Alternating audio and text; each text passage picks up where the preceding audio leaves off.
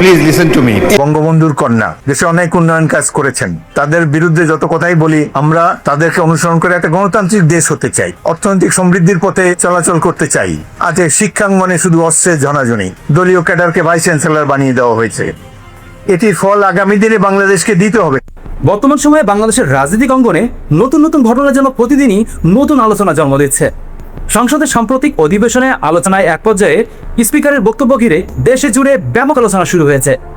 শেখ হাসিনার শাসনামল নিয়ে সমালোচনার পাশাপাশি তিনি বলেন, দেশের উন্নয়ন, অবকাঠামো নির্মাণ এবং আইন শৃঙ্খলা রক্ষায় কিছু কার্যক্রম ছিল যেগুলো থেকে শিক্ষা নেওয়া যেতে পারে। এই বক্তব্য রাজনৈতিক অঙ্গনে নতুন বিতর্কের সৃষ্টি করেছে। দেশে অনেক উন্নয়ন কাজ করেছেন, তাদের বিরুদ্ধে যত কথাই বলি আমরা তাদেরকে অনুসরণ করে একটা গণতান্ত্রিক দেশ হতে চাই, অর্থনৈতিক সমৃদ্ধির পথে চলাচল করতে চাই।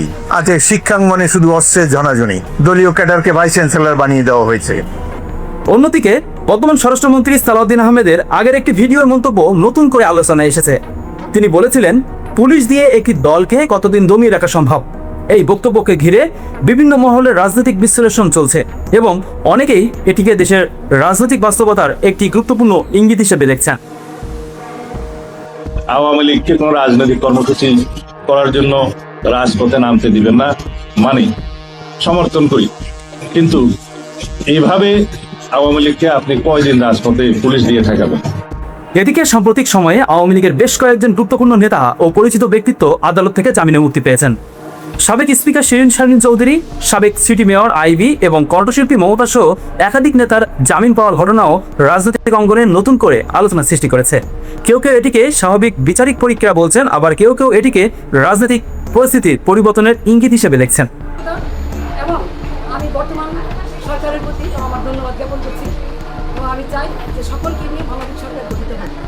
শুধু তাই নয়, সংসদের অধিবেশনেও বিএনপির একজন সংসদ সদস্য বঙ্গবন্ধু শেখ মুজিবুরের ঐতিহাসিক বক্তব্য, যেটি বলেছিলেন তিনি 7 কোটি কম্বলের মধ্যে আমার কম্বলটি কোথায়, এমন উল্লেখযোগ্য একটি বক্তব্য উল্লেখ করে তার বক্তব্য প্রসঙ্গ তুলে ধরেন।